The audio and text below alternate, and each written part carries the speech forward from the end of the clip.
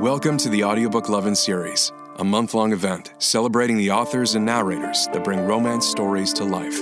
Listen along as Viviana, Enchantress of Books, interviews your favorite writers and voices, share special guest posts, and stay tuned for some special information at the conclusion of the episode.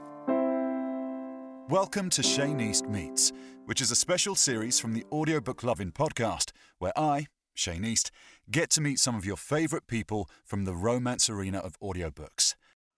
Okay, welcome to today's episode of Shane East Meets, which is actually my fourth episode.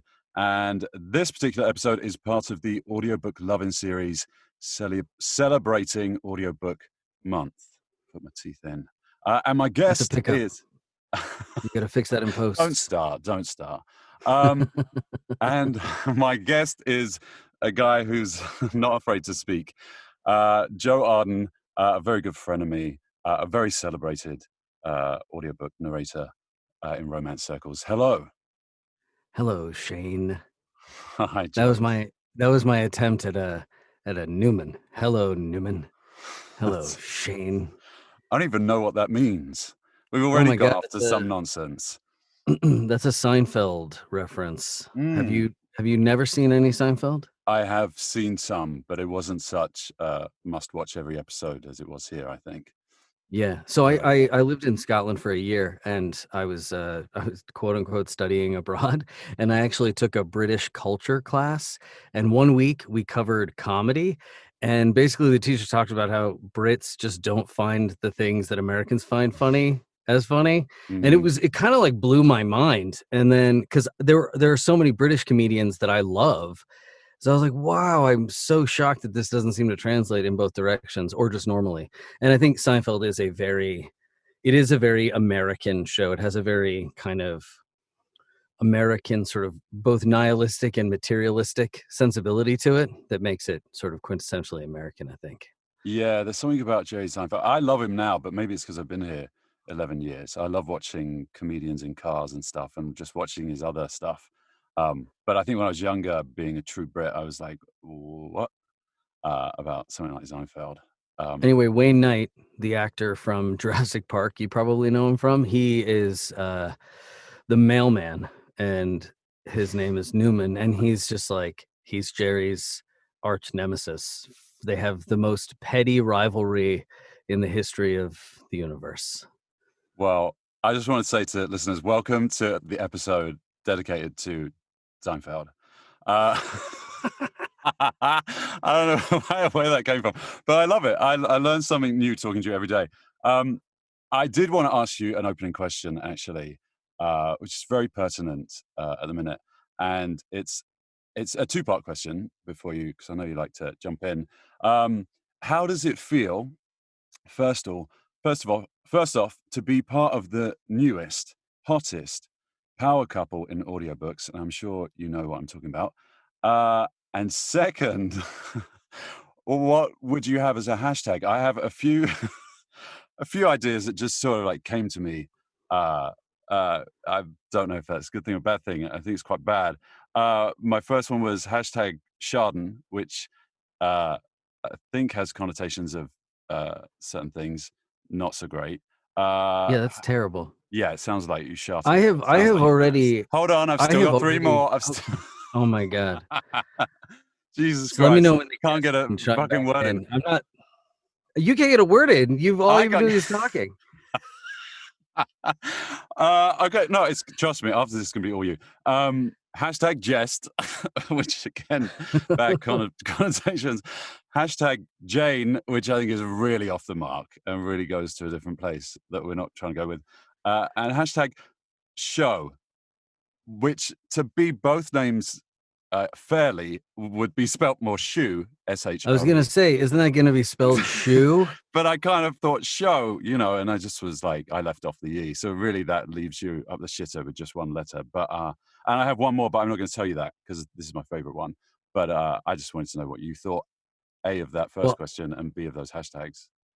If you follow me on Twitter, you know that I have already jumped in on this. I have weighed in, and that line has been drawn in the sand, and it is Eden. Hashtag EADEN. So EADEN. Okay. it's the first half of Yeah. your last name, the And then last half of my 3 of last name. your letters. While I do have one more letter, it also is a homophone for the place of pure bliss and joy. So I don't see why the two of us can't exist in a place of space of pure bliss and joy. yeah. No comment on that one. But I actually had that one too. Maybe I got it off of Twitter. Maybe subliminally. I actually hadn't realized that you'd done this already, and create a hashtag for the hottest new power couple in audiobooks. But then you haven't answered the first part of the question. How do you feel about that? Isn't it? It's very hard for me to Wonderful keep feeling? up with multifaceted questions. Why aren't you letting me answer them one at a time? I'm trying to bamboozle you. Okay, returning to the first question that I wasn't allowed to answer in this interview. I'm thrilled to be the power bottom, loose top of the dynamic romance couple that is hashtag Eden. Well, I had an absolute blast recording this book with you. I was only sorry that we couldn't do it in person because of the restrictions of the world are under right now. That seemed in everybody's safety and interest. But I had an absolute blast working with you, and I love exploring the totality of the expression of love as you and I are recording this interview. And I don't think this will air today, but as of today, the Supreme Court just included gender yes. identity in its fold for discrimination practices. And frankly, I think that sensibility is long overdue. I am shocked that there are 3 Supreme Court justices that do not see how Mhm. clearly sexual identity and gender identity fold into race and gender and other elements that are already protected under the law. Um, I am happy that has been introduced. And so for you and I, who I think navigate primarily in heterosexual monogamous storytelling, Yeah. to be able to, and we deviate from that, I think sometimes, but to be able to explore another side of that same coin is a treat and a joy. And you're talented and you're professional, and so why would I not want to tell a story about love with a talented professional? I mean, I couldn't have said it better myself. And we can move further into how great you think I am later on. But I do agree. I just want to concur with what you said. I heard that on the news as well today, and I was like, wow. Couldn't believe that I was ignorant of that fact that wasn't enshrined yet. But was also very thrilled that actually has gone through. And also surprised that 3 people on the Supreme Court think that's still shouldn't be the case. But anyway, it's through and it's good and it's a good day, which will take good days at the minute, I think. We will We can get take them good days.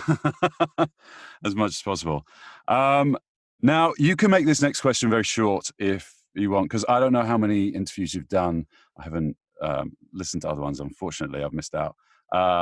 How did Joe Arden, romance narrator extraordinaire, come into being? Like, essentially, where did that hot mess come from? Is my question. Are you talking about the persona? Are you talking about the name?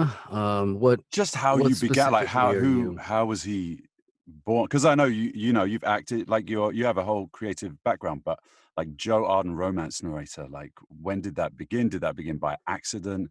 Was it intentional? Did it just take off? Like, So my romance persona was actually born from the desire to protect whatever fans I may have had in the industry prior to doing romance.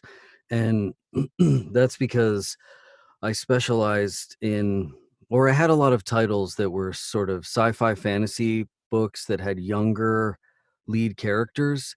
and they seemed kind of geared toward a younger audience. And I was asked by a company if I wanted to narrate actually a collection of homoerotic short stories.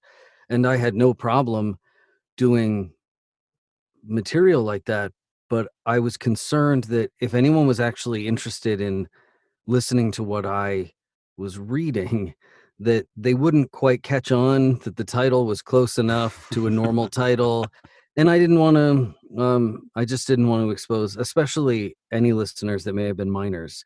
I didn't want to expose them to searching for titles in some sci-fi fantasy universe and then coming across something that they may not have been developmentally ready for. So I came up with a pseudonym because I wanted to differentiate those entities for the fans, not for me. So Sure. that's where that Like, came from, actually. but I guess my question is more on the lines of like not the choice of having a persona, but the venture into romance, because now you've kind of become very well known for that genre as well. And I think like you've concentrated on that genre to a degree, I believe. You can correct me if I'm wrong. So I guess I'm saying, like, did you then just keep falling into it? Did people love it so much that then you got offered more of that type of work and it just grew and grew and grew? Like, how did Uh, Joe become who he is now? Romance represents 50% of my workload and obviously 100% of my persona's workload. So Joe Arden is the romance and erotica persona. And I fell into it because the company asked me if I wanted to do this collection of short stories, and I was fine to do it. And a few more titles kind of came along that were in that vein, and I had just sort of made a hard and fast rule at the outset that if the story was about love or people coupling in some way, then just let's use this name Joe. And some of the early ones were well reviewed, and I was working with some authors that at the time I didn't know, but who were very good and extremely well lauded in their industry. And it just kind of kept going, and I kept getting Mm, titles, and it was a fascinating world to explore. And I absolutely adore the fan base. I appreciate the subject matter. I really work to kind of advocate for positivity in the genre because I think um, frequently the genre, as a literary genre and as a sort of fan entity, are really kind of disparaged. And it's it's a fascinating way that women seem to sort of demean or belittle other women. And I find that really kind of gross. And I love being able to celebrate these stories and bringing my acting background to the table and allowing those skills to kind of come front and center in all these love stories. I mean, it's mhm, amazing. I get to sit in pajamas or a t-shirt and basketball shorts, or on a hot day, just the basketball shorts, and tell something like 350 love stories and get to be the hero every time. Like, mhm. why wouldn't I want to keep doing that? Yeah, I agree. I mean, and I think romance is such a genre that if it, like you say, you can kind of slip into it. I slipped into it unintentionally too by being offered something, and then it's a beast that sort of once it gets hold of you and loves you, like you get propelled forward of its own momentum because the fan base is so strong, so into people. They get so invested in authors and now especially narrators as well. Um, and I guess that leads on to my other question with, did you have initial preconceptions other than you said you were happy to do romance as long as there was like a central love story that you connected with, but did you have initial preconceptions, judgments, or just thoughts on it? Because as you touched on, people do, and I've encountered that as well. I think I was definitely guilty of having the Fabio bodice ripper idea about romance. Basically, I think I thought all romance was like Regency romance. Um, so I was totally ignorant to the diversity and the complexity found within the genre. And even though the books are by necessity or definition or interest level, very trope driven. Um, there's so much emphasis on the emotional journey that there's still so Mm. much ground to cover. So that the plot is secondary to the feelings that the characters evoke in one another and out of themselves. And that will differentiate regardless of how many firefighters meet single first grade teachers or whatever it is, you know, I've not been a or firefighter, actually. how many you've never been a firefighter? I haven't, but I think the British-American divide, there's a little bit, like, I haven't been a hockey player or I haven't been a sportsman either yet. I think you've been about 100 of those, haven't you? I've been a lot of hockey players. You sound like you sound like you play hockey. Um, but, what was I gonna say next? Interestingly enough, the American my athletic specialty is actually soccer.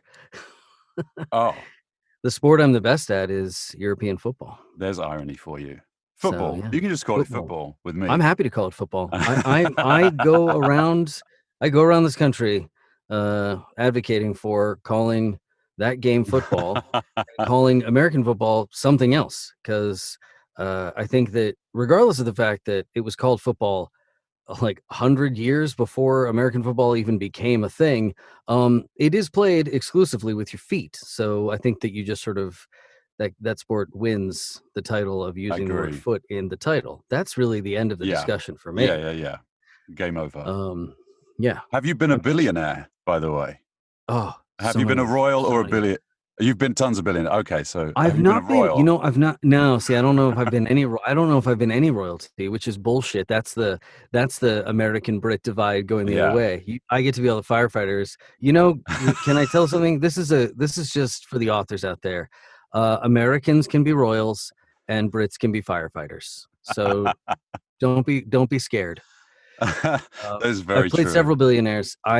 It's fun. I like I like doing the billionaires. I love the billionaires. I love having a helicopter at my disposal. I mean, who wouldn't? The Uh, cocky, the just sort of the cocky CEO thing. I like. yeah. There always has to be some part of the way the billionaire uses his money has to be altruistic. So even if he's just smarmy and kind of an asshole day in and day out and treats everybody kind of glibly and sort of business first, you also need to find out that like he's got a $5 million estate that's devoted to feeding the homeless or Orphans, yeah. yeah, like he's got an orphanage and it's in his sister's name because he doesn't he doesn't want the attention. Um, It's so I true. love Yeah, that. that rings a lot of bells. And That and there are all of these stories, every story, whether it's romance or not, every acting scene. This is not the only theory out there. It is certainly a prevalent one. Every scene in acting is just answers one question: who has the power at every Mhm, line of dialogue? Who has it, and how did they get it? How much of it do they have? And what is the other person doing to try and get more of it? That's mhm, it. And so the billionaire dynamic brings with it so much inherent power so that the women really get to use both their sexual prowess and their smarts. And I love when the female characters really use their mind to kind of pull that man out of himself. And those are super fun. And you get to start out being this really kind of slick, smarmy guy that thinks the world has been handed to him. And then you meet mhm. somebody that challenges you Yeah, and forces you to reevaluate that. And you have to walk away from that position of total power. And that's really hard to do. yeah. And I agree. I like that. I always love that turn in because you get, as the male narrator, you get the internal narration, like you get to be in his head and explain that and do that sort of that swap from, like you're saying, maybe smarmy, maybe self-centered, maybe eternal bachelor, into realizing who this other person is and what's missing in his life, and connecting with that other person and changing himself. So I always love those moments in the book where I get to do that. But this leads on to what I was saying before, what you were saying before. You seem to think you're very well versed in acting and thinking things through and all of that. How did you learn to do this, though, in particular, like narration? Because it's its own beast. Um, Was it trial and error? And doing it, I mean, especially doing it from home as we do so much now, pretty much 100%, 99% of the time. Was it going over things? Did you listen to other people? Was it just something that you just kind of threw yourself into and made your way through? So I was very fortunate to get started in this industry when the doors were wide open, Mm, and I was able to learn in the field. I do not advise anybody try to do that anymore. You need to be good now. And I was fortunate enough to be entering the field when so many people were hiring so many actors that, and like a lot of companies were catching up on backlogs of titles, and yeah. there was a wealth of material getting put out there. So I was able to kind of learn in the trenches. And after a few titles, I realized that my acting training was helping, but it wasn't answering enough questions. And that's when I started really listening to audiobooks. I went to Audible and I started searching bestsellers in categories. I started searching best reviewed titles, and I started taking note not of the authors, but of the narrators and which names were sort of appearing over and over again. And then I started listening to samples of their work. And then I started downloading books that they narrated. And with a few of them, I really kind of did what Picasso suggests, right? Is steal until you steal until you find your own voice. And it is kind of, I was like sort of stealing tricks. And then I kind of, you do enough work and you sort of get comfortable at it. The rule of thumb in comedy is you've got to do stand up for 10 years before you find your own voice. Hmm. And I don't think that the learning curve is that steep in audiobook narration, especially if you have a performative background. But it isn't. It is an entirely different medium, and it's extremely intimate. And so I have a classical stage background. I've done a lot of Shakespeare and the Greeks, and I've done outdoor dramas for 1,500 people. So my diction is extremely crisp, and my ability to hit the back of a room is extremely strong. And you don't really need that in the booth. Mm-mm. And you have to sort of soften all that for the microphone because the microphone is right there. It's catching everything. And unlike any other acting discipline, because it is an acting discipline, there is no visual element. So you only have your voice. So the listeners are so much more attuned to it. I mean, if you're at a musical, people are dancing, they're singing, then they're talking. There's the set, there's the costumes. If you're at a play, you got all that without the music. If you're at if you're watching a film, you've got all these different visual stimuli that bring more life, even when you're doing other forms of voiceover, animation, commercial, promo. They're accompanied by visual storytelling elements, and that's not true here. Mm. And so I had to learn to stop pushing, to stop relying on somebody else to help me tell the story, and really just getting intimate and really working on stamina to be able to sort of do the long form storytelling and the heavy lifting because you have all the elements that you're responsible for. That Yeah. was a way long-winded answer to that question. An interesting answer, though, and it just reminded me of something because I felt the same when I found when I did more and more books that over the years I was like I opened up all these avenues in my voice, and I'd been acting in all sorts for so long that I never even really knew how to work with as well. But being just with my voice day in, day out, lots of times, especially working solo after I'd sort of, I feel like I did my apprenticeship and had a bunch of books and blah, blah, blah, and started working at home. Um, I discovered more about my voice and how to work with my voice and nuance and tiny bits of inflect, all sorts that I couldn't do before. Uh, and I found it gave me that. And I would go to then do other voiceover jobs. And I got it then. I was like, oh, you want 10% that you want these. I was like, boom. And I never had that before audiobook. So it gave me that. Um, so I totally relate to what you're talking about with all of that. But how did you find, well, you've kind of answered how you found your style, but what would you describe your style as? Because having listened to other people, I think there are different ways people tell stories. Very successful people. I was in a production of Our Town in college, and I played George Gibbs, who's the young love interest. And at the callbacks, there were two women that were reading for Emily. One of them was a very sort of classically beautiful woman, skinny, blonde. And then there was this heavy-set redhead. And they both gave really fantastic performances in the callback. I felt more connected to the redhead, who again was thicker and just not really sort of as classically attractive. And the role ended up going to the blonde woman. And I knew the director, and we actually talked after the show was over.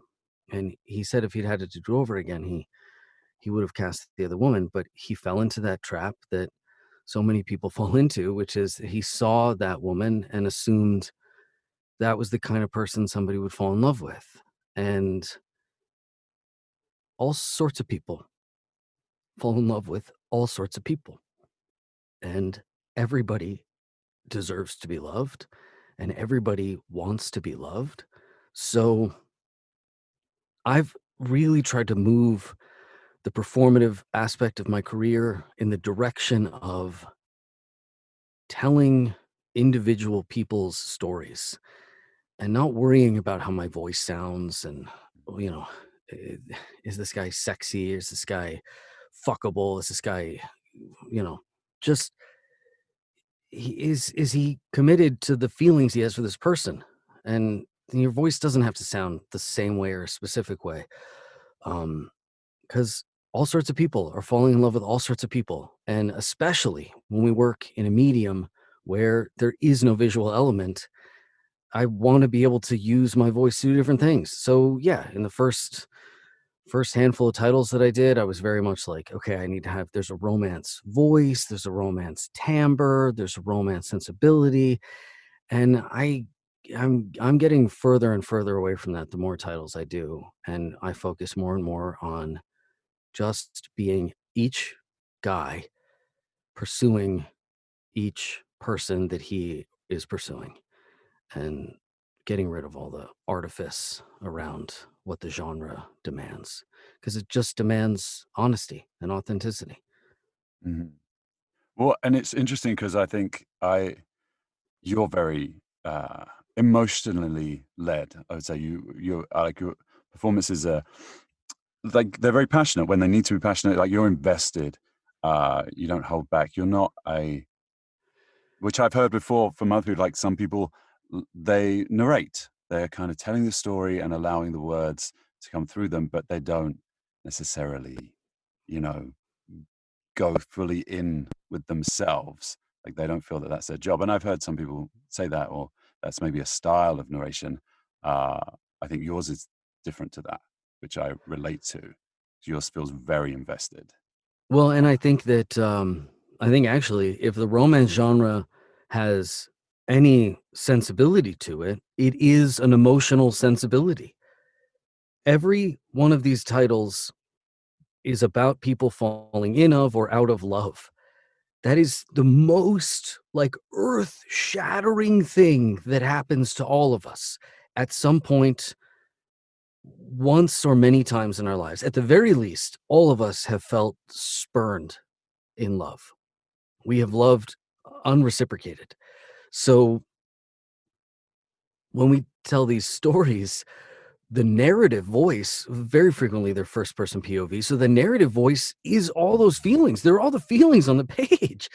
I spend all the time in between the dialogue talking about how I feel. That's Yeah. all of it. So if I'm focused on sounding like this because this always sounds good, fine. Mhm. Sometimes that's really useful, but in those private moments, because the narrative voice, those are private moments. You don't, no one, I don't know what you're thinking right now. I will never know your thoughts. It is only when you volunteer them to me that I am let into that world. So these books are full of these private moments, and those are bare. You're naked because you don't think anyone's watching. Mhm. So I think if you're not bringing some emotional intensity to it, if you're not trying to find a way to tap in, and every one of us has some personal place that we can start from. And the beauty of this kind of storytelling is, like, I think about my own life when I'm telling these stories, but I don't have to talk about it. I get to talk Yeah, about all these other people's lives.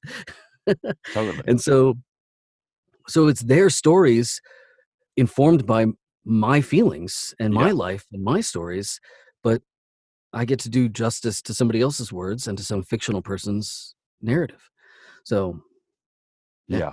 And I Yeah. think out of that, it's always, especially in romance, I hear that where authors have sort of got back to you and expressed like how this is so much more than they thought it could be, or didn't expect this, There's absolutely nothing better than hearing from an than hearing author that. who tells you that you did something to their work that they didn't even know was there. Yeah, That's incredible. And it validates the craft, it validates the entire industry, and it absolutely validates the individual performer, because it means that we are necessary, or can be necessary, to yeah, bring some new element, some new truth to bear to the yeah. material. Yeah, and I think if you can touch the author and show them something in a way, they wrote the thing. You know what I mean? They're totally so they know the material, and then you bring something else to them. I agree with you. I find that incredibly validating for the format of audiobooks and the value of them, um, above and beyond as well. You know, the written word. Now, And go back to plays too. Just that, like, those, it's the same script, and it can be performed and mm, envisioned almost an infinite number of ways. You know, and the playwright will do what they can do to inform performance with the text, with their words, with stage directions, with character descriptors. But at the end of the day, somebody else takes that material and breathes new life into it. mhm, And it's new life, whether whether it's a world premiere of a play, or it's the 1 millionth production of Romeo and Juliet you've ever seen. mhm. Now, talking about breathing new life into things, how did you feel when you, oh, it's a slightly different, more lighthearted tack for a second. How did you feel when you first started vocally having sex with yourself? Which Wow. is actually a very serious question. I don't know why I said we're going lighter. It's very deep. No, I do want to know your thoughts. I have my own. I Well, want to know how you felt. it is one of the it's one of the more interesting questions that when friends, or it's mostly friends, strangers don't ask you this question, but it's one of the more interesting questions Someone in Trader Joe's doesn't just come up and ask you that. that friends will ask me when they find out that I do this work. Because you have to be sort of aware enough of the industry to know sex is happening. Mhm, Um, I I don't really know the answer. I guess I was never really self-conscious about it, and it sort of just was what it was, and I knew that I had a responsibility to be in the scene and connected to the moment, and if that meant that I had to make female pleasure noises, or voice the female desire during a scene told from the male POV, then I just had to do it. I had to go there. And I've never had a complaint about it, and I've never felt weird about it. Uh, so I guess it's fine. I think it's a great question, because I do think it's a very strange dynamic. It's already kind of weird just to sort of be voicing characters of the opposite gender in and out of scenes, but then to compound that, to take on that persona in the throes of ecstasy, is a very intimate, deep place to have to go with somebody. And with I don't know. yourself. You just do. I don't know. Yeah, it's hard enough to do it just from the male POV, and you're adding in both parts. It is interesting because I can't think of any other scenario, any other sort of medium, acting, creative, where you would do that other than maybe a one man theater show or something. You know what I'm saying? Like Yeah, no, regularly, it's even to weirder sit than that. It's like regularly. it's like playing tennis against yourself or chess against yourself. Hmm. Like when you're like, well, I know what moves are happening, but I have to keep making the strongest play possible on both sides of the court or on both sides of the table. I mean, yeah. I always think I did find I was the same as you, because I think when you get into the zone with something, when you immerse yourself in the work and the book, it's a different mindset that you're in. So there isn't that self-consciousness disappears. I am glad that I learned to do that by myself. I think if I'd have had to learn to do that in front of a director, I don't know if you did. I'm assuming you did this at No, home. I did and have done most of my work at home Yeah. alone. Which I think that added to it, and it was, and so some of the technical aspects I sort of I had to get to grips with, which I'm glad I had to get to grips with by myself. Just how it sounded, because sometimes it would sound, I'm supposed to sound like a woman in the throes of it, and I was just like, you just don't sound well. Um, that was how I felt on some of my lines. I was like, that's not, that's not a good take. That's bad. So I had the opportunity to go back and make her not sound like she'd just been punched in the stomach, but actually like she was enjoying herself. But I always find that element of our job kind of interesting. It's so day to day now that I don't really ever think about it. But talking to another male narrator, I was just interested to find your how you felt about it. Yeah, I've never in my life been ashamed of sex. Um, Even my parents were the dialogue about sex was very frank in my family, and um, they were there for me in a way that was kind of nice and encouraging without being like super creepy. Um, and so there was never I've never had any shame attached to sex mm. in my own person. And so I don't, I didn't bring any of those neuroses to romance narration, particularly the sex scenes, particularly voicing the females in the sex scenes. And that's probably not true for everybody. And everyone is bringing uh, their own background to that. So, I mean, I'm British, so by cliche, I should be uptight as the fuck whole thing, about it's any all of that. shame. The whole thing. I should not want to do this whatsoever. Close your eyes, think of the Queen Mum, and turn the kettle on. Yeah, moans That's should it. just be grunts, like very minor whispers and Mm, squeaks, really. But quiet. Oh, that was pleasurable. there. Good night. Right, lovely. Yeah, we'll see. We'll see. My Well, hot water bottle. I'm not here to reinforce British cliches, because You're obviously here we're to just tear them as down. down and dirty as the rest of you. Um, and now, but did you find when you got into narration in general that you just had a natural talent for it? Because obviously, like you said, you had a big background in all sorts, Shakespeare and everything, theatre and everything. I think my family would tell you that one of the great skills that I had coming into this career was that I do love the sound of my own voice. What? So, Oh, so sorry, just pick myself up off the floor. yeah, so this job really lends itself to that. And then I am a voracious reader. I have always been a voracious reader. I love books. Mm. So I actually I studied both philosophy and theater in school because I I wasn't reading enough when I was doing theater. Plays are active and they're short, and I was like, I want more books. And I was going to major in English, and a friend of mine's older brother, we were at a baseball game. We were in high school. We were at a baseball game. We were walking home. We were walking back to the car after the game, and I told this guy who was starting college, and I was going to study English, and he said, "You should study philosophy. It's just like studying English, but the books are harder." And I was hooked.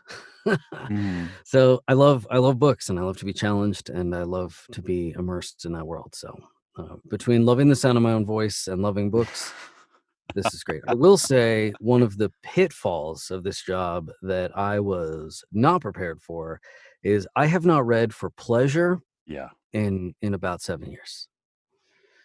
It's impossible. It's impossible because I actually can't focus on a book that I'm not gonna be narrating because Mhm. I'm just stressing out about some book I should be prepping instead. Yeah. So I have magazine subscriptions so that because magazines are smaller there, and also I get the physical subscription. I'm so tired of looking at an iPad all day. So I have magazines arrive at my home and then I can read them. And they're Sit short down. and so I don't feel guilty. I can sit down in some other chair. I still get to read something, but it's contained and yeah. So Yeah, I have a very similar experience, so it's interesting to hear you say that. But did you find now, obviously, you love the sound of your own voice, and you love reading, but did you find when you first started, when you actually began the first, like, book, 2 books, 3 books, uh, because I'm projecting onto you and I wanna know from another narrator's point of view, I thought I was gonna die when I did those first few. Like, at the end of 4 days or even at the end of the first day, second day, by the end of the thing, I was like, "I don't know if I could, do this again." And then I did. And then here we are now. my my biggest obstacles early on were technical issues.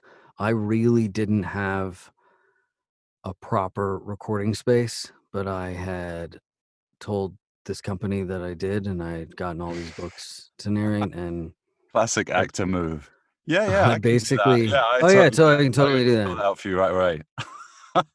I could basically only work, like, very late at night, and I was living in New York, and, like, every footstep you could hear, and I was just losing my mind because I couldn't get into any kind of flow, and so, with the very first check that I got, um, I went to B&H in Midtown Manhattan, and they have a voice room. You try out a bunch of microphones, and I got a better mic that was better for my space, and then with the second check, I got better, soundproofing materials and built a better space to work from.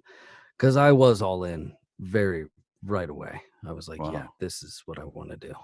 And yes, Loved it's it. tiring, but I love it. I just love it. I don't care.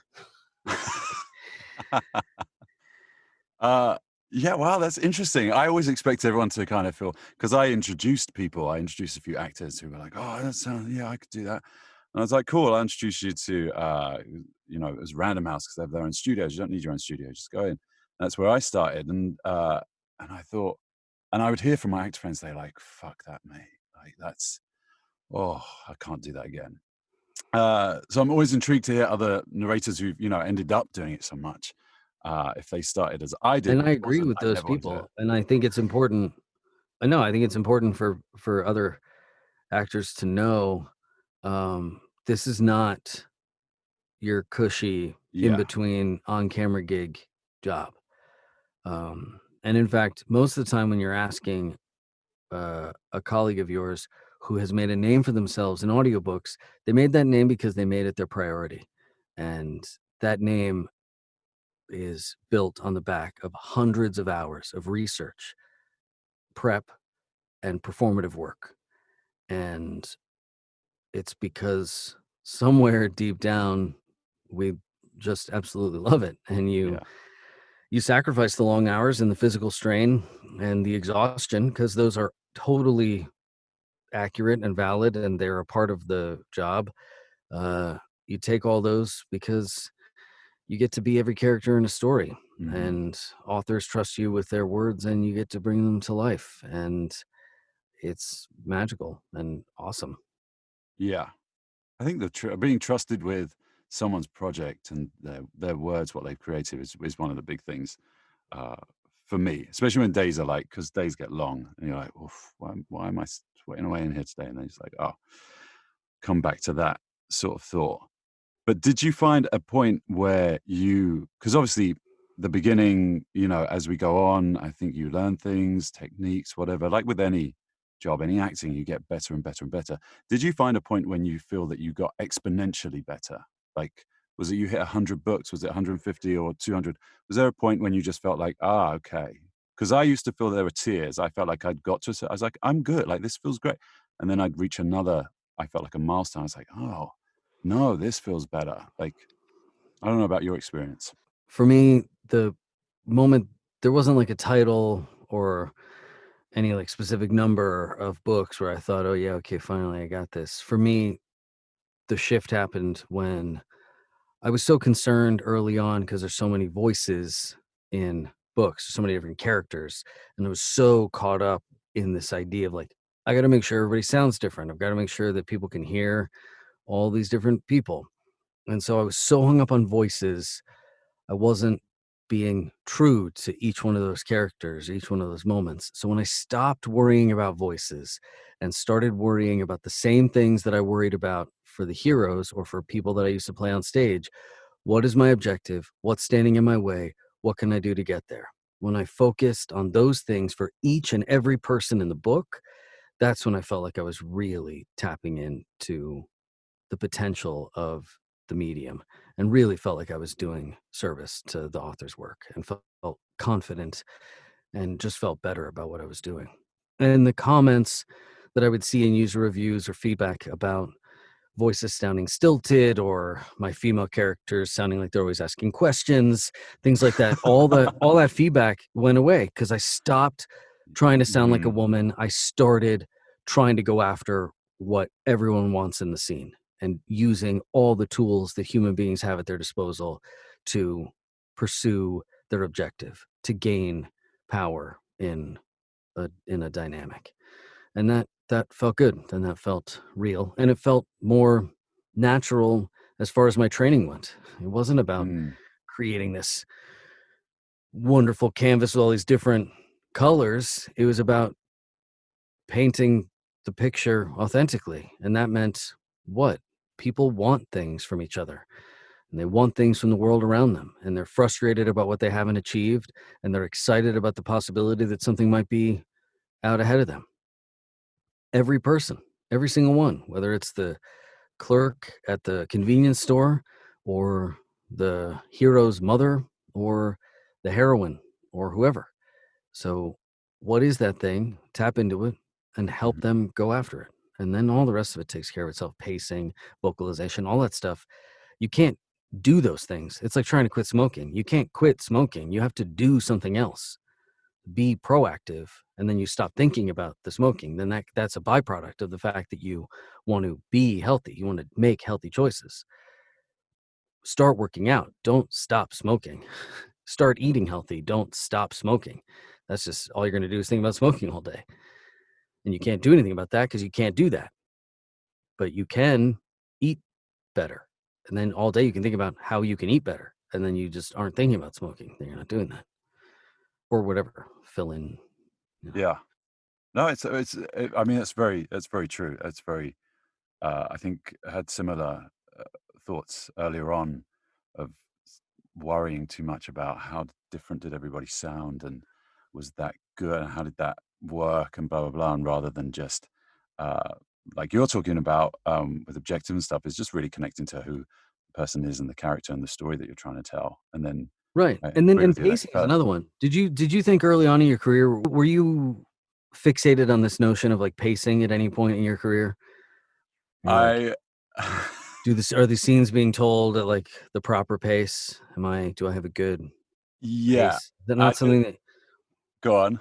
for me, it was I'm asking if it for me, it was a massive thing. It was constantly in my head about, like, "Is the pacing? Is this pacing? What am I doing with the pacing? Is this the right pacing?"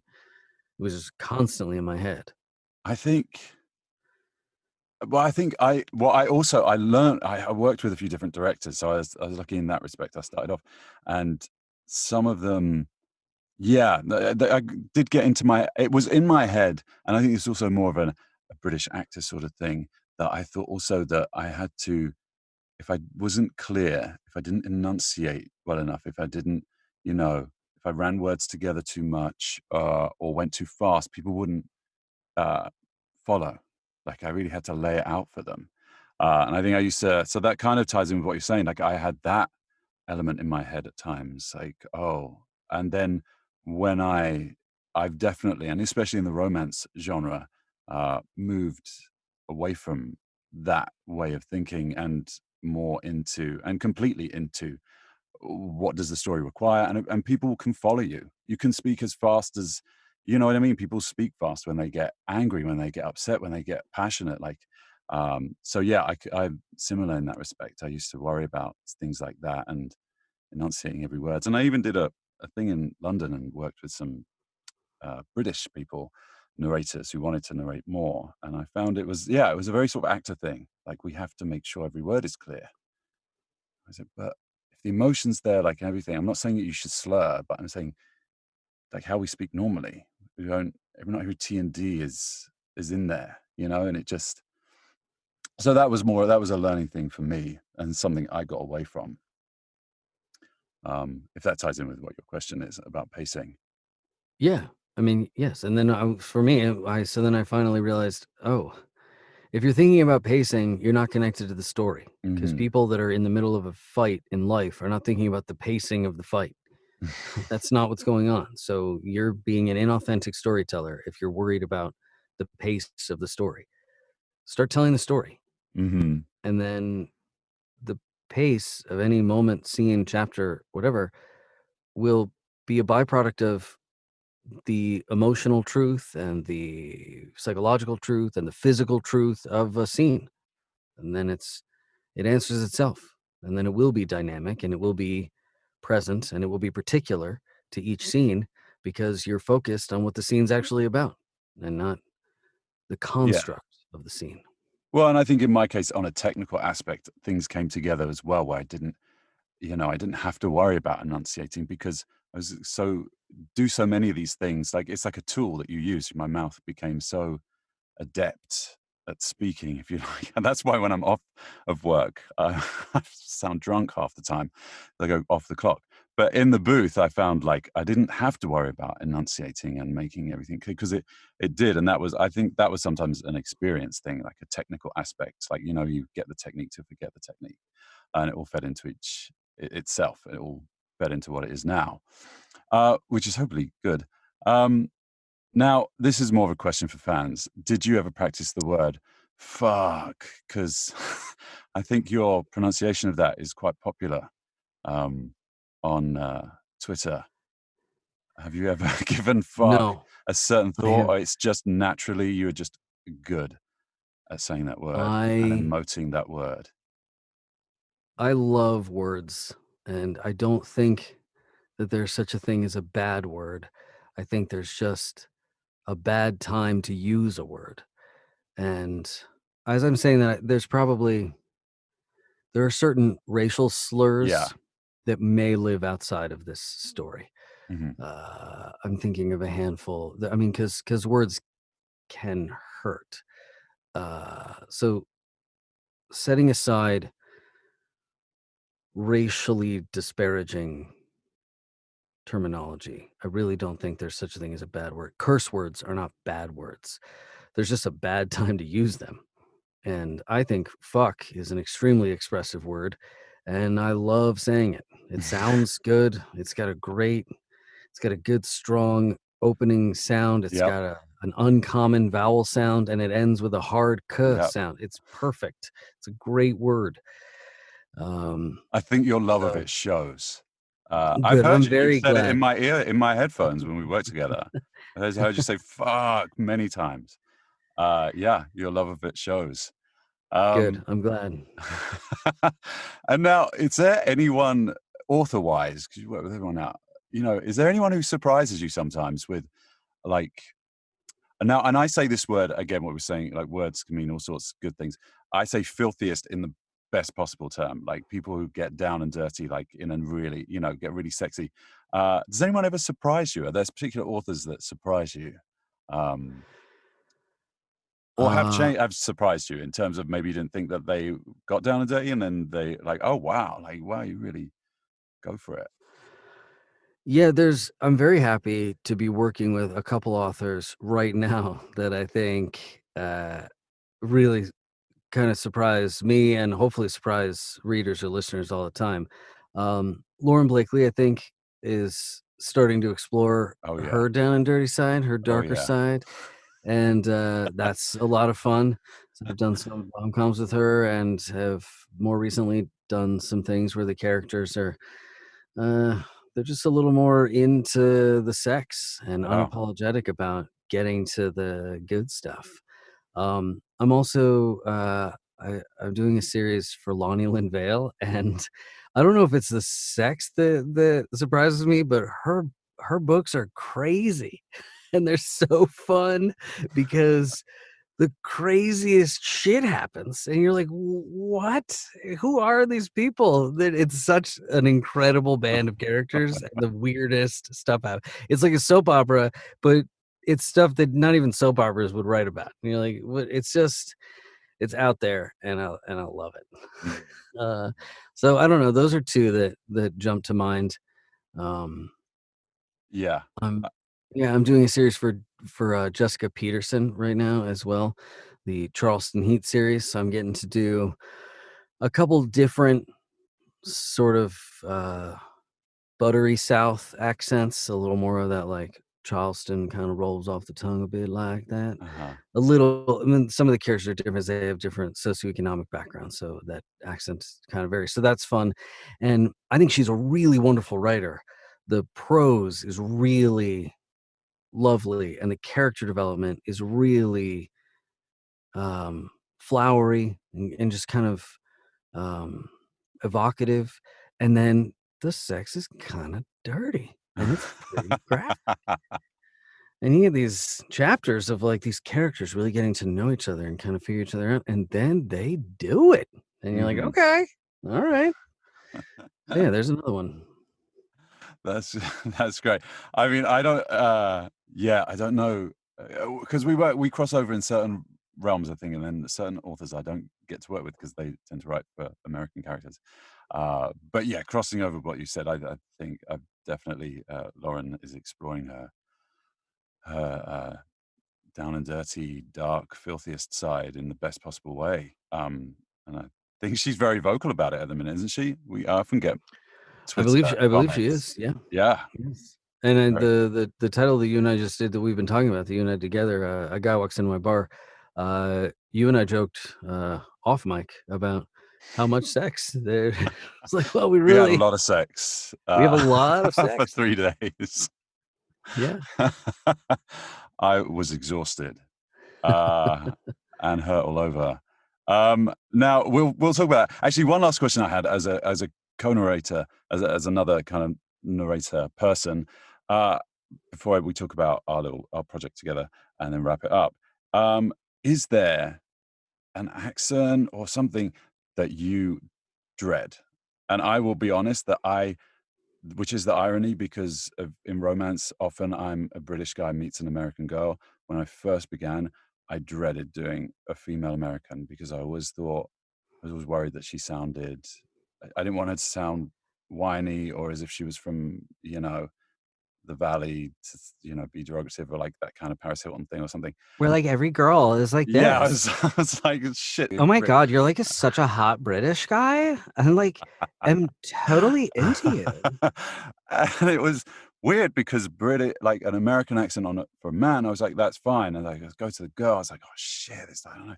Anyway, I dreaded that and have conquered that fear and have really found my way. I hope anyway with it. But I was wondering with you, I was like, they're obviously not a female. I'm guessing not female American voice because the accent's so easy for you. But is there a particular one that you dread or No, dreaded, possibly? I'm just imagining some scene where you're like, "Oh, Abigail, I'm so into you." Oh my God, Derek, like totally. I am so hot for you. Well, Oh, Derek, someone please will dig take out an old book, my first ever one. I like Pull it totally want to take my top off. Oh, your pecs are awesome. up. Maybe we should write this the Duke and the Valley Girl, and you and I can narrate it, and I'll play the Valley Girl. Yeah, we should get Erin Mellon on board because she was great with the other thing we just did. I grew up in Los Angeles, and I went to school on the west side of LA, and so like that voice, I know a lot of people think that that's like a cliched voice. I that sounds like so many girls I went to high school with. Yeah. This one girl will never forget. She said to me, we were sitting at a table, a bunch of us. She's like, does anyone want a G to the calf?" I was like, what is she saying? And then I realized that she was saying, does anyone want to go to the cafeteria? And then I realized that she abbreviated a 2-word verb, and I lost my mind. And I was like, no, I do not want to G to the calf. I'm gonna stay on this bench. Yeah, I noticed that when I started listening to people here. I was like, there's a lot of upward inflection. Like, why are you talking to me as if every word is a question? I'm so confused. I think that's a very LA specific thing. But is there or was there a particular accent or type that you dreaded? Or I mean, maybe Yeah, you're so pro that you just everyone. Australian and New Zealand are kind of brutal, and whenever somebody wants me to be like super specific with a British accent, that can be a little challenging. Uh, He's from this suburb in Newcastle. Yeah, yeah, and I I mean, I like can't do it. I did one where the character was very clearly described as being Geordie, and I was like, oh, that voice is brutal. Like I I was can't do Geordie.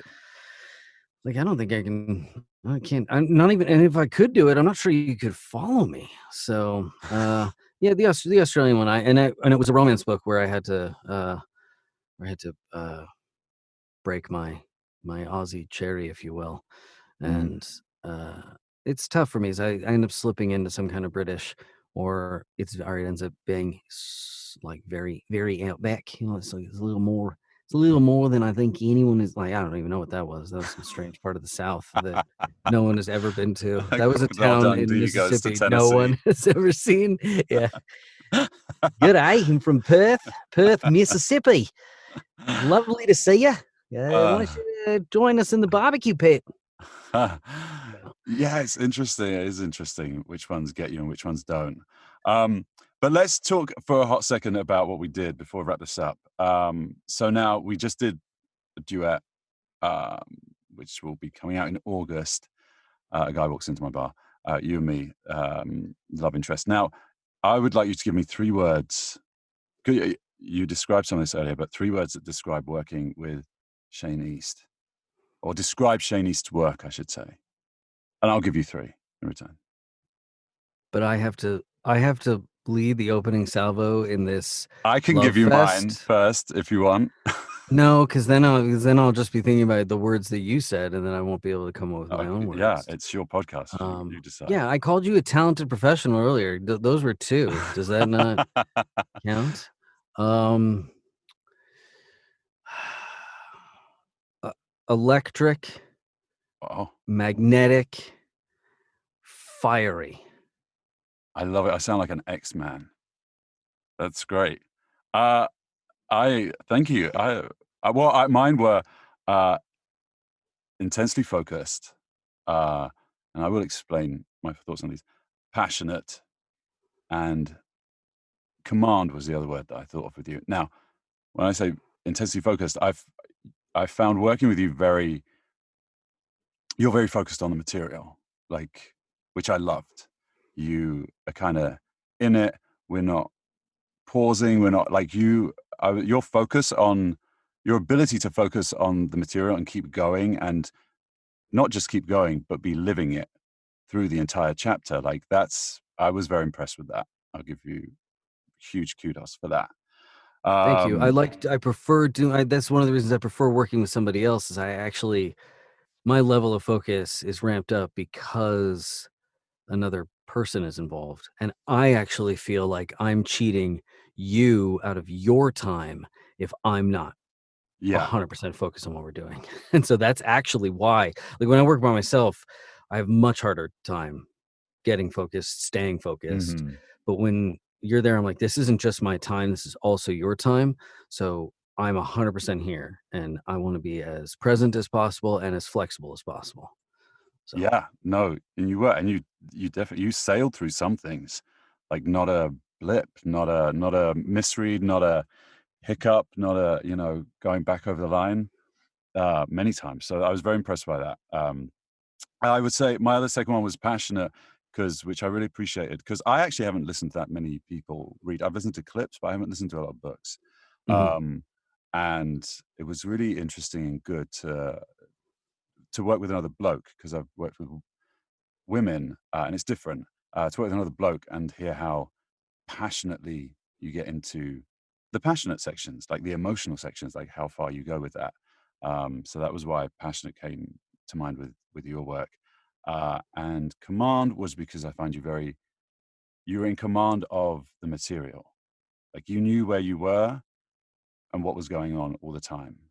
And you can, I do that. I feel I can hear myself when I work by myself slip out of that sometimes. In my mind, my phone Mhm. might go, and I'm like, oh, and I hear more of a rhythm than actually. I didn't really make sense of that, but I felt with you everything that we did. I was like, you're there, like it's real. It's making sense. Like you're in command of the material completely. So there you go. That's the Thanks, nicest buddy. things we'll ever say to each other. I mean, now I'm gonna feel bad the next time I rip into you on Twitter, but don't worry, I everyone. I will still do it. good.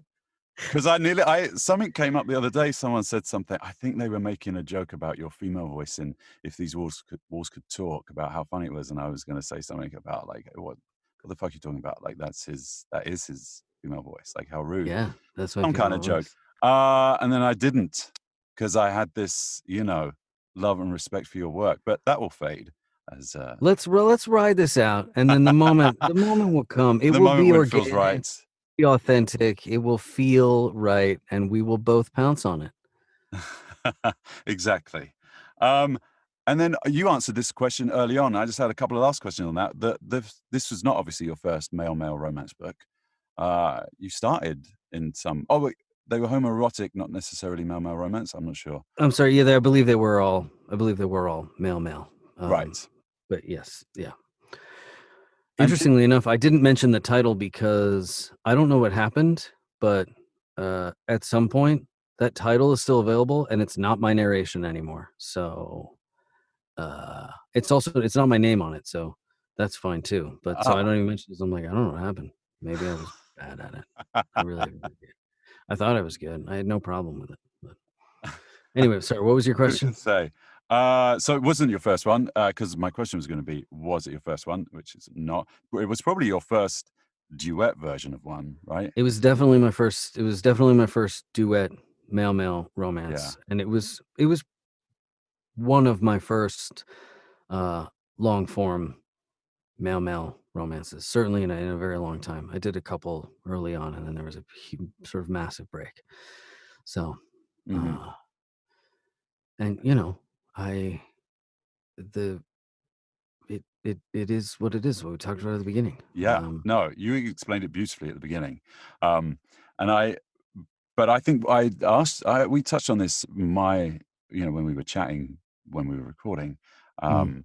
that I was very intrigued by the fact that male romance books were so popular with women, straight women in particular, and that has surprised me. I can't remember what your reply to that was, if that had surprised you or. I believe my reply to that was, well, I know a lot of straight guys that love watching lesbian sex. So that was my first response to that. And I do think that there is something to that. It may not Mhm. be. I think I don't want to paint with too broad a brush, but Yeah. uh, there does seem to be something a bit more cerebral about the female sex drive Mhm. than the males. Again, don't want to be painting with too broad a brush, but But no, I mean, there's a lot of, I think there's truth to that, evidently, because this whole genre is predominantly for women. Men don't read these books. So I mean, some do, I think, but uh, our audience is females. Um, and that rolls into actually my last question, what you were just saying, about women maybe being slightly more cerebral, or can be cerebral, not to paint everyone on the same brush. Do you think doing romance has given you an insight into female sexuality more, female desires more? Has it changed any thoughts on that? You don't have to go too personal or too deep, not personal at all, but like just in a general sense. Because I always wonder sometimes, I think some guys should actually read some of these books and get an insight uh, into how women maybe think. I do think that um, I, I had this thought fairly recently, actually, and I was like, am I learning anything here? Am I taking anything away from this experience? I'm spending a lot of time immersed in the world of women's sexual desires. A lot of them. Most of these stories are written by women, and Mhm. I think the thing that I return to most frequently is just that everybody wants to be seen, which is, I think, a truism that I've seen in a lot of theater. And when you get to a lot of plays or books, and the character like says their name, like when Willie Loman says at the end of does says like I am Willie Loman and you are Biff Loman, or when Russell Crowe does it in Gladiator when he takes Mhm. his helmet off and he says his name. Like, we all want to be seen. We all want to be acknowledged. And to be acknowledged is to have somebody listen to how you feel. And if I've taken away anything, it's that for a man that loves the sound of his own voice, I can always work harder to be a better listener. That's beautifully put, I think. Um, that is beautifully put. I'm not going to say anything more on that because I think that was a really lovely way to sort of wind down and wrap things up on what we've talked about, and another thoughtful response, which I really appreciate from this whole podcast, is really thought out responses, intelligent responses.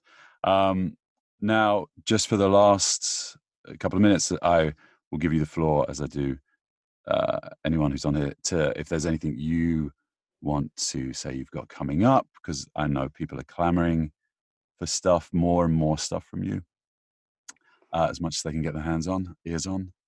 So yeah, please. There's yeah, there's a couple projects I'd love for people to be aware of. The first one is What I'm Looking For, which is written by Karen Gray and is the first in a series. And she is a narrator turned author and asked me to voice her first hero. And I was just extremely flattered. When a colleague asks to work with you or asks Mhm. you to voice their first written words, I can't, that's like got to be one of the highest compliments. So I really hope everybody finds that story and gives it a listen. It's fantastic, and it's also very new. It's very different than a lot of the work I do. It's a younger lead. He's an actor. There's a lot of fun like stage scenes. I'm quoting some Shakespeare. I really loved working on it, and I hope you guys do too. So that's What I'm Looking For, and that releases June 23rd. Um, in a similar vein, and I know a lot of people have been talking about this one, but both you and I did Aaron Mallon's audio play, Mhm. These Walls Can Talk.